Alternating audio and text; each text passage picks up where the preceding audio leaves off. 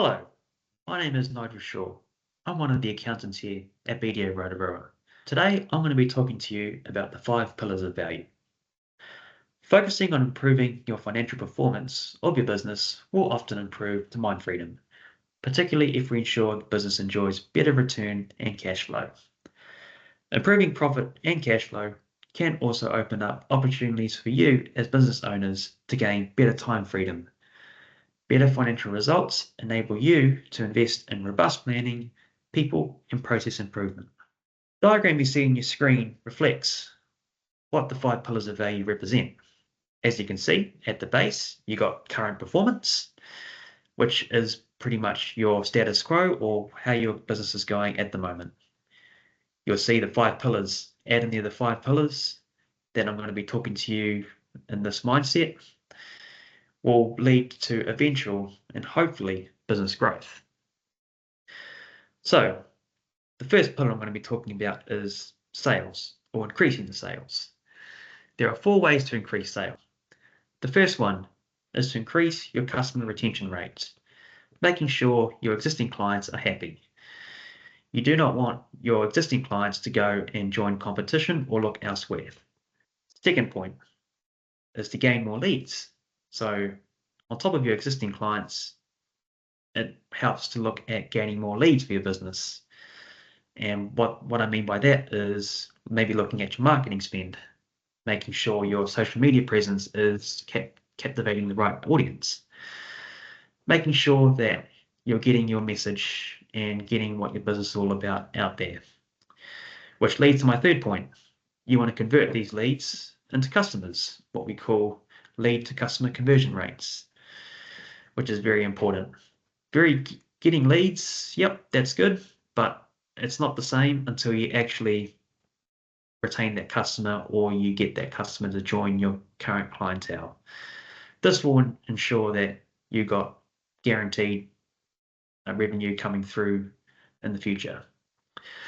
The last point is increasing your average customer spend.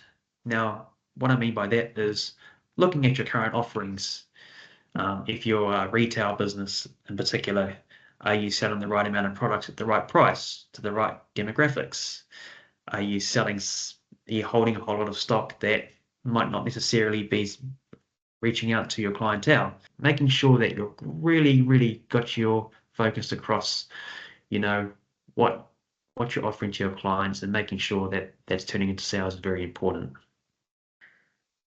Number 2, increasing gross profit margin. Simply moving gross profit margin by as little as 2% can have a big impact on profit and therefore cash flow. One way you can look at your gross profit margin is looking at your direct cost. You want to make sure that your direct costs are not over your sales you're charging, which therefore leads to no gross profit margin, or you're in a position where you're in a negative gross profit margin. Number 3, reducing overheads. Reducing overheads is harder to do than first imagined, especially in these times we are having. Still, a review of each of your expense lines is necessary and best practice on at least an annual basis. Fixed costs are just that, fixed. Not much we can really do there. But discretionary overheads that contribute to the performance and sustainability of your business are very important. Doing some of these comparisons and doing a bit of research around these overheads can help a lot in terms of your net profit. Number 4, increasing cash flow.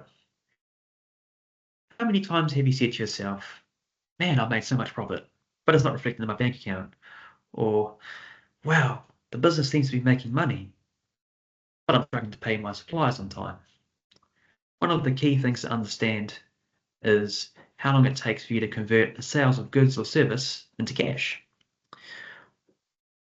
One of the big things to look at, and we see in a lot of businesses, is cash tied up with your debtors or people that owe you money.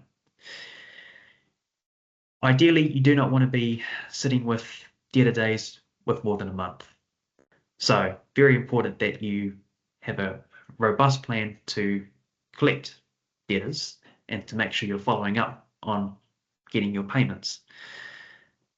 Basically, if you get that right, that in turn will help you produce better cash flow in. Depending on your business, it's also worth looking at your inventory or your stock holdings. This is where a lot of businesses get it wrong. These are some of the ways where you can look at converting some of those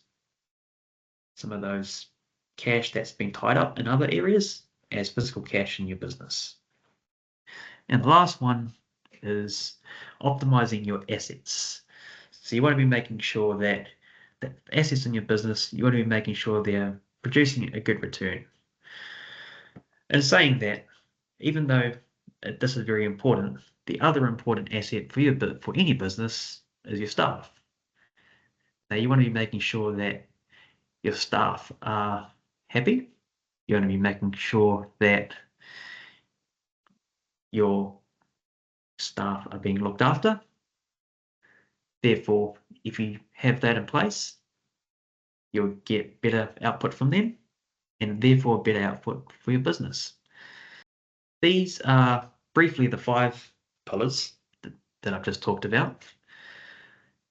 As I said, if you just follow 1 or 2 of these, you'll be surprised at how much it could lead into potential future growth for you. Thanks for listening. Hope you enjoyed it. Hope you learned something. And until the next one.